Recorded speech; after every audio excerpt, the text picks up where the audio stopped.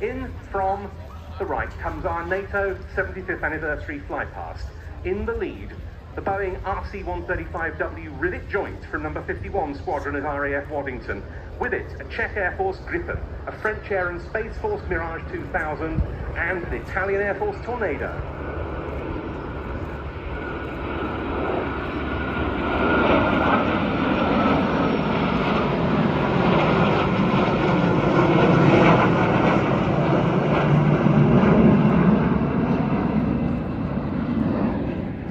Following them, one of NATO's very own Boeing E-3A Sentry AWACS Airborne Early Warning and Control System aircraft.